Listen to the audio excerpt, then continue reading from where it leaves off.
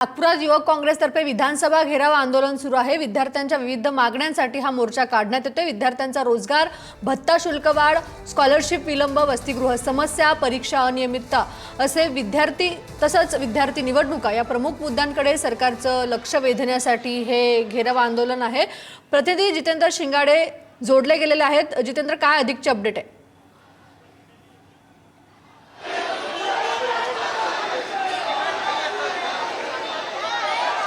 नक्कीच आज विधान भवनावर मोठ्या प्रमाणात मोर्चे निघत आहे आणि त्याच प्रकारे आज तो NSUIचा मोर्चा निघालेला आहे।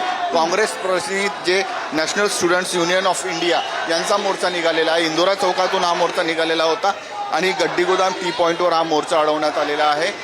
विविध मागण्या आहेत, म्हणजे बेरोजगारीचा महत्त्वाचा मुद्दा आहे, त्याचबरोबर बेरोजगारी भत्ता द्यावा अशी ही मागणी आहे आणि विद्यार्थ्यांच्या ज्या विविध मागण्या आहेत ज्यामध्ये छात्र संघाची निवडणूक हा देखील एक मुद्दा आहे।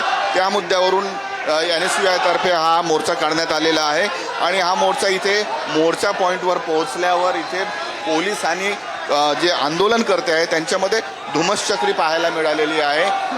विधान भवनावर जाण्याचा प्रयत्न करत होते NSUIचे जे कार्यकर्ते आहेत त्यांना पोलिसांनी बॅरिकेडिंग लावून अडवलं, मात्र त्या बॅरिकेडिंगलाही न जुमानता पलीकडे जाण्याचा प्रयत्न जो आहे तो या आंदोलनकर्त्यांनी केलेला आहे आणि त्यामुळे जे आहे आंदोलनकर्ते असतील आणि पोलीस असतील यांच्यामध्ये धुमश्चक्री थोडा वेळ आपल्याला पाहायला मिळालेली आहे। मात्र आता कार्यकर्ते जे आहेत NSUIचे ते इथे घोषणाबाजी देऊन राहिलेले आहेत आणि जोपर्यंत कोणी मंत्री किंवा सरकारचे प्रतिनिधी जोपर्यंत इथे पोहोचत नाही तोपर्यंत इथे आंदोलन करण्याचा निर्धार जो घेतलेला आहे NSUIच्या कार्यकर्त्यांनी तो इथे कायम असल्याचं दिसून येतोय।